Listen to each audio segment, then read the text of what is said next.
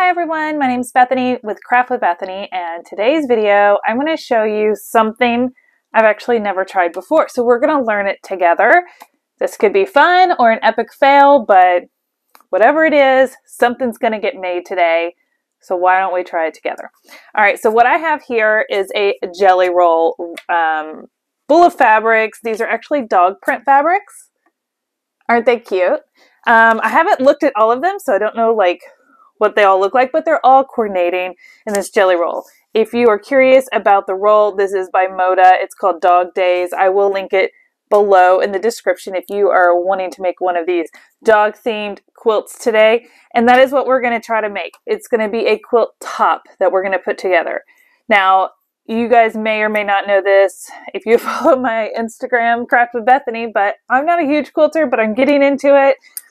I think the biggest reason I've gotten turned off by quilting is all of the cutting of the pieces. I don't have the patience for that, but I love how they turn out and they're beautiful. So more power to you if you are one of those people that really loves cutting out all of those pieces. My mom is one of those pieces and I love that about her, but I am not that person. But I still love quilting and I like finding ways that I can incorporate quilting.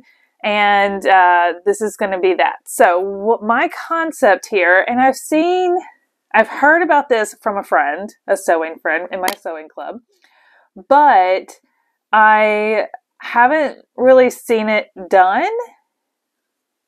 I haven't seeked out a lot of videos. I'm more of the type of person that will just try it and make it up as I go. And then if it works, great, I'll share it with you. Today, we're just going to do it all in one go. All right, so my concept or my thought here is that I'm going to sew all of these strips together, just like I would any jelly roll. Sew all my strips together. And then I'm going to match up the ends and sew those two halves together and then snip it. And then I have two. And then I'm going to fold that together, sew those two together, so now I have four, and build upon it. And we're going to keep doing that until my quilt top is as wide or as long as I want it to be. This is kind of a fun way to mash up these different colorways in our jelly roll. Now, I will say my jelly roll are 5-inch wide strips, which isn't super common, but they are a thing. So I grabbed this to be able to make this. This is 5-inch. Now, most jelly rolls are 2.5-inch. You can do this with that. Absolutely. But I saw this one. I love my dogs. I had to pick it up. They didn't have this one in the 2.5, so we're just going to make it. And this may make the quilt bigger. I'm not really sure, but I'm just going to unroll this and see what we're working with. So I have all of these strips, and we're going to piece them together. These are folded in half, by the way, so they're pretty long strips, but I have noticed that some of these, at least one of these is directional. I think it might be two of these are directional. So it's something that we're going to have to pay attention to. And what I mean by directional is the print, like this first one. All the doggies are going the same direction. So we don't want this one to end up upside down. So we're going to have to be conscious of that. It may happen, and if it does, it's okay. We're learning. I'm not making this for anyone other than myself, so let's get started. Let's talk about things that you need. Obviously, you're going to need a jelly roll. If you don't have a jelly roll, you can do this with strips. You can cut your own strips of fabric. So this is a great way to use up scrap fabric in your scrap bin. And they don't have to be long strips. They can be all different lengths. It's totally up to you, okay? You're going to need a sewing machine, some thread that matches. I'm using white today because it's going to get hidden in the seams. It really doesn't matter until you start quilting it together, but I'm using white. And just a machine that can do a straight stitch. So I'm using a Singer Heavy Duty today because I have the extension table for it. I find the extension table helpful when building a quilt top because they do get big and kind of helps prevent your fabric from pulling away from the sewing space because it's got a level surface to the side. But if you don't have that, that's okay. You can take some boxes or books and stack it up level with your sewing surface to give you that extra sewing space if you want. It's not necessary. It's just an added bonus that could just make it a little easier. First thing we're going to do is piece all of these strips together. Now, I've heard from other people that this is kind of known as a challenge to see how fast you can put it together. I don't know that we're going to do that today. I think we're just going to give it a go and see how it goes. But we are going to go over the steps of how to piece these together and how to build it. I'll probably speed some of this up because it's kind of doing the same thing over and over, but I want you to get a feel for it, and we'll see how much I get done today. All right, let's do this. All right, so I've got a couple of pieces here. This was the first piece on the roll. I'm just going to go in the order that they come off of the jelly roll, but you can mix and match and do whatever you want. All right, so here's my first piece. I've laid it out facing me, right sides up. And then this piece is probably a little hard to see because it's white on white, so it's a tone on tone, meaning the fabric and the print are the same color, but they're little dog bones, and if you look closely, you can tell which side the print is on. So you want to take the right side and match it up with the right side here. So we're going to put them right sides together. Now, something else to note here is the selvage, this little extra piece here and here. It's where they've got the little cut off on the edge. We want to avoid that. So you'll see that I'm not matching this up perfectly square. I'm matching it up along the selvage. Now, these are bigger pieces. So if you need to place a pin, which we can do to kind of hold them together, you absolutely can. Let's see here.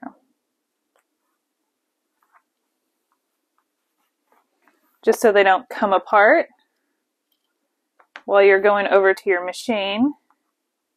And once you get the hang of it, you don't need to pin every time, but it's good for the first time. Now, if you are new to this, you may want to use a ruler and a marking pen. I have a little friction pen. These go away with the heat of your iron, but you can take a little ruler and go from corner to corner and draw a line. Okay, now this line looks like black ink, but it actually will go away with my iron. It's heat away, which is really cool. But you can mark it so you can follow a straight line, and we're going to sew along here. I'm going to use a straight stitch at a 2.5 millimeter stitch length, which is a standard, and we're going to sew all the way across. You do not need to back stitch. It's not necessary. You can if you want to, but you don't need to. And yeah, so let's sew across here and then we'll meet back here.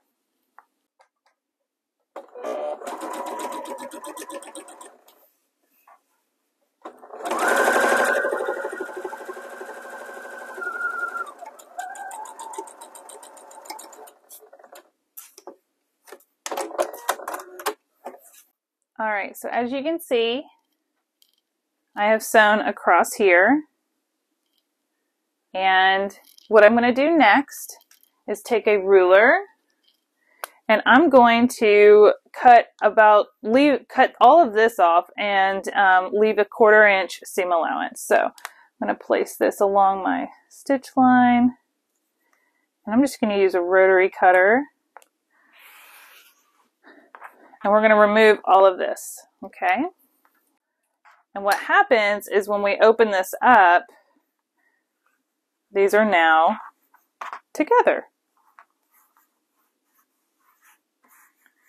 All right, and they do not have to be perfect. That's totally fine, but we are going to go through and press these and make them nice and smooth before we start sewing our strips together. So the next thing we're going to do is keep moving this down the line, and this one is now right sides up, and we're going to take our next strip,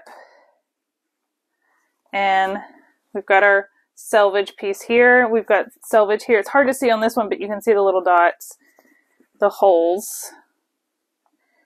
And we're going to do the same thing, corner to corner, and then trim it off.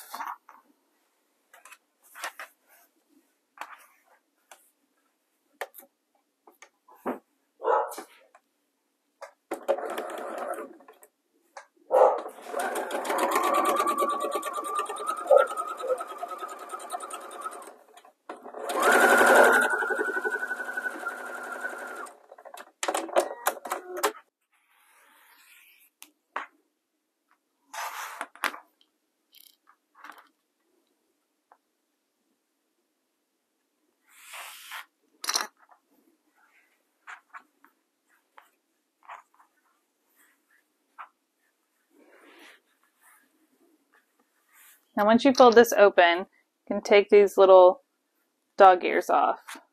I don't have one on this side, but I did on that side, and now they're perfectly lined up.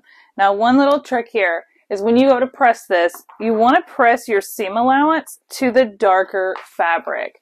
If I pressed this seam allowance towards this white fabric, you'd be able to see it through, and it doesn't look very nice. So just be sure that when you go to press, you may not always be pressing like to the right or to the left. You may go back and forth. And this one I would be pressing the seam allowance towards the darker fabric, towards this fabric. Okay, so I'm going to continue going down the line and piecing all of my strips together. And once I get them all pieced together, then we will come back and start building our quilt top and see how this all comes together. Okay, I am back with all of my strips sewn together, and I just did a quick finger press. You can, I mean, these really do need to be pressed, but for sake of time, I'm going to just show you the next step real quick. And so the next step is taking the end where you finished and going back to the beginning, and you want to make sure that it is not twisted, because we don't want any twist in our quilt. I want to make sure everything's still going and laying flat in the right direction. So I was careful when I was putting my strips together to just kind of fold them over on itself. And so when I get back to the other end, here we go. Here's the other end. So I have my two ends, and I'm going to line them up with my raw edges, and I'm going to sew down one side and sew all the way down till I get to the center of this whole strip. So I haven't cut anything to separate them. I'm just sewing the two ends, not across the short end, but all the way down the length, and bring all of these together, okay? So it's going to take some finagling, and we want to sew this with a 1/4 inch seam allowance. Now you can follow the 1/4 inch on your machine if you like, or you can use a 1/4 inch piecing foot, which is another option as well. And I may actually see if I can find mine and put mine on my machine real quick. Okay, so I found my 1/4 inch piecing foot. The one that I have is clear. And I don't know if you can see it very well, but because it is clear, but it's got markings on the sides. It's got a center hole. So yeah, I'm going to use this foot for piecing all of this together. It just makes it easy because you can just line the edge of the fabric up with the right edge of the foot. And then you know from the edge of the fabric to the needle in the center needle position is a 1/4 inch seam allowance. So, and then this is when you want to make sure that your fabric as you go, your front and your back, are one, right sides together, but two, lined up along the edge.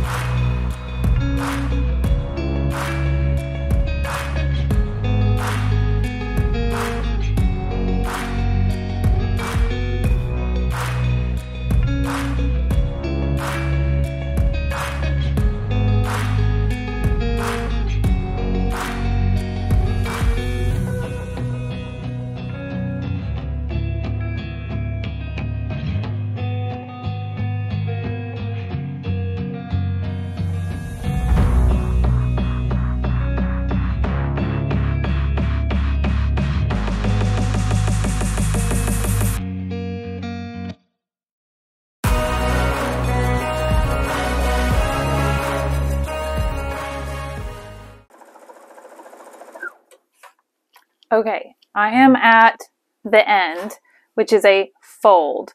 So we're going to sew all the way off the end of this, and then we're going to cut along this fold and open it up and have these two pieces sewn together. So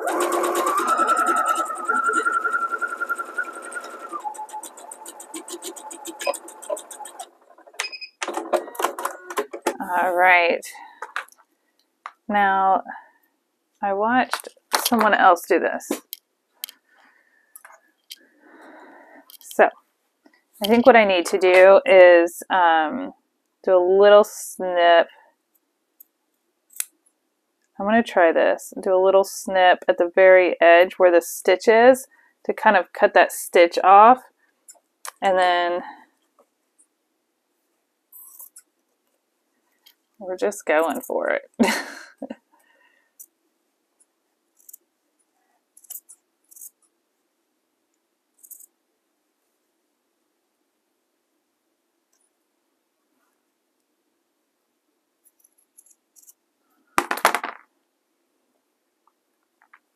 All right, so I snipped it open. So now we have this. And what I'm going to do is hold on to this end while bringing all of this down and opening it up. And I don't know if you noticed, I put it all on the floor right between my feet, right below me. It helped it feed much easier. So we're going to open this up.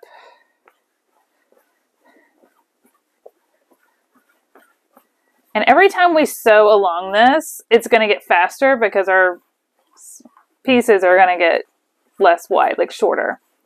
All right, so we're almost back to the beginning, I think. All right.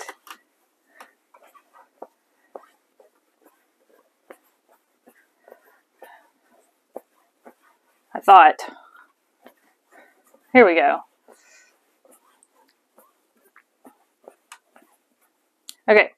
So I'm going to take this piece, this end, and line them up. And I'm going to match them right at that center seam.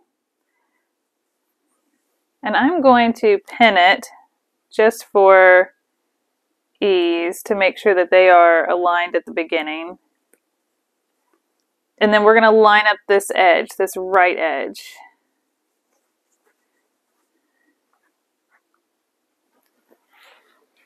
And we are going to now sew all the way down this edge again, which will in turn open this up and make it 4 across. See what we're doing here? It's very repetitive, but we already got like a cool little half square triangle over here. So I don't know what this is going to end up looking like. That's kind of the fun of it and the purpose. It's supposed to be pretty carefree. So all right, I'm going to line my pieces up and get started, and then we're going to keep sewing. Keep an eye on your bobbin and your top thread. Make sure you have plenty. You're probably going to need more than one bobbin for this project.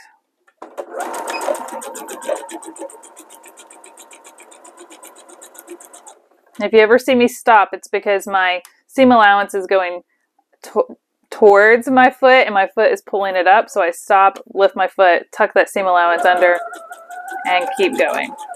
All right, let's keep going.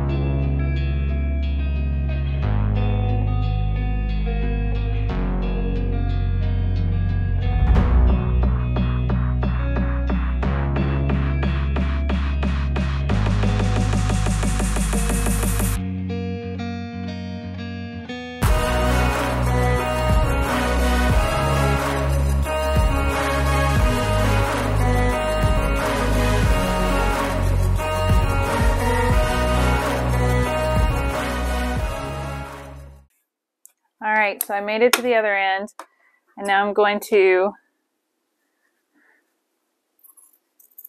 cut across here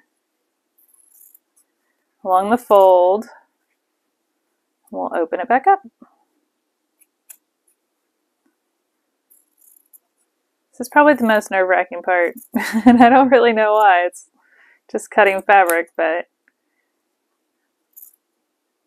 Okay, so one thing I did a little differently this time is I stitched almost to the end, and I left just the tiniest, like, last 2 stitches off the edge off. I did back tack a little bit just so it wouldn't come undone, but I stopped a little short, and it made it easier to cut across there. So my scissors had a little spot to kind of go through. So anyways, we're learning as we go.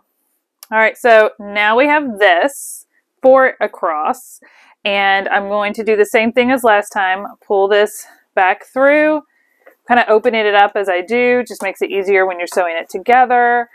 And then you definitely want to hold on to these ends so that it doesn't get twisted. And we're going to find the other end, line it up. I'm going to take that little pin out. And we're going to line it up and do this again down this right side. So, as this gets bigger, it's going to get a little more challenging in just managing like the fabric. And this is why, again, I really like having the extension table. Just to support the weight of the fabric. But here we go.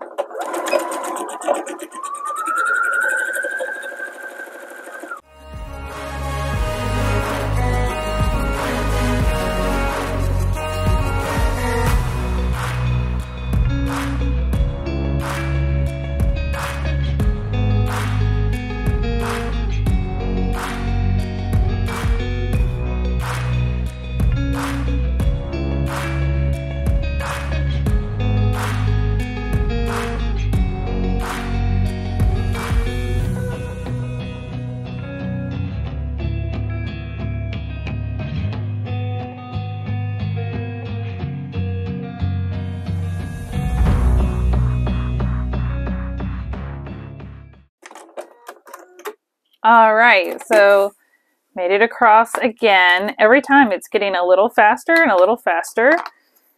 And I'm going to actually lay this out on my table.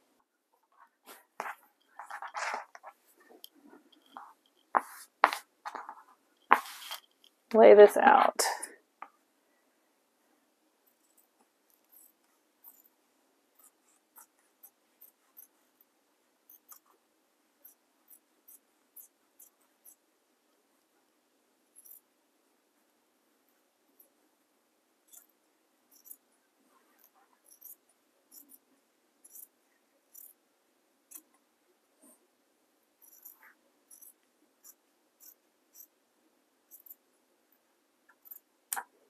All right. Now my 4 pieces across have turned into 8 pieces across. And so we're just going to keep going, matching up our edges. So now this 8 and the 8 below it will turn into 16. Didn't know we were going to do math today, did you? All right.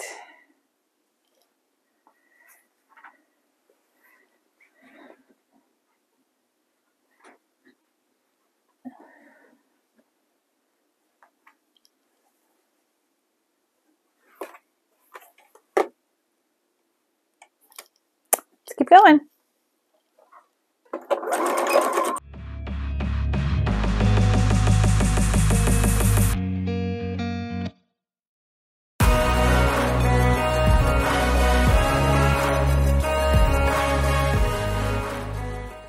Okay, so now we have 16 all the way across. This is when you're going to want to stop and hold up your quilt and go, is this the size that I want it to be? When you hold it up bright. And that's personal preference. I just held mine up. It's still pretty big. And it's going to be big because I'm using 5-inch wide Jelly Roll strips. If you're using 2.5 inch, you probably need to keep going. So I think I need to look at it this way. If I do it again with these wide strips, it's going to be really narrow. Like a really long, skinny quilt. Not ideal. So I'm going to show you what I have. And I think I'm going to decide probably to stop at this point, because I'm worried that if I do it again and cut all the way down that, it's going to be pretty narrow. Let me measure. Let's measure. Let's measure. Let's measure how wide I am right now.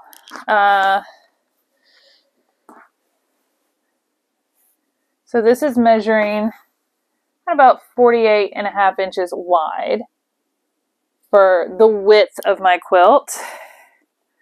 And let's measure how long it is.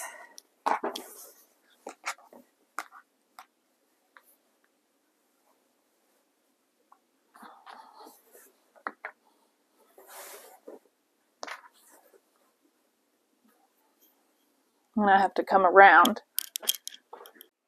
So this is currently 30, no, how wide did I say? It's 72 inches long. Let's not forget that number. And, sorry, my brain is fried. 48 inches wide. 72 by 48. Let me hold it up and show you how big this really is. So I'm going to have to reposition my camera. But I will tell you this. If you're particular about directional fabric all going the same way, this is, and that's what you have in your Jelly Roll. This is not the project for that, okay? They are not all going in the same direction. It's basically like you're mirroring the top and the bottom at this point. And I don't care. This was fun and scrappy, and it's a quilt, and I'm probably going to end up quilting it and using it in my recliner in my living room or something. And that's fine. This was just for me to do. But like the little people down here are going the right way, but if you pull this back, now they're upside down compared to those. So it's just something that you're going to have to decide, like with your fabric choice or your Jelly Roll choice, is this going to be an issue for you? I don't care, but I know some people would. So I'm sharing that to let you know, as I've learned from this project today, that there is no way of keeping them all directional. As you fold them in half and sew them, you fold them in half, they're going to go the opposite way. All right, let me reposition my camera, show you how big this is. I'll probably have to move this to my living room and show you. And then I'll decide if we're stopping here or going to keep going. I think we're going to stop though, because I'm afraid it would get too narrow. All right, hold on. All right, in my living room, because I had to get far enough away to show you the whole quilt. So I'm hoping you can see it. But this is the quilt top. And I think for width, like if I were to fold this again and sew it like this,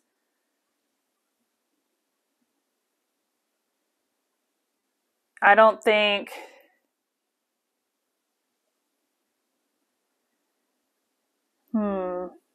it would only be like this wide. And that's not ideal. At some point, you've got to stop, right? Unless you're making like a bunch of table runners, this would be too much. So that's why I decided to stop, and I'm glad that I did, because this is a good width, and it is long, and I think it's going to be cute. And again, it could go either direction. And it's kind of like the mirrored image doing it this way with a Jelly Roll. Now, if you had a bunch of scraps that were all like the same color family, like a bunch of purples or a bunch of blues, and it wasn't as obvious that they were like different shades or whatever, like they kind of blended better, then this would probably look a little more intentional. This looks like just a mirrored image.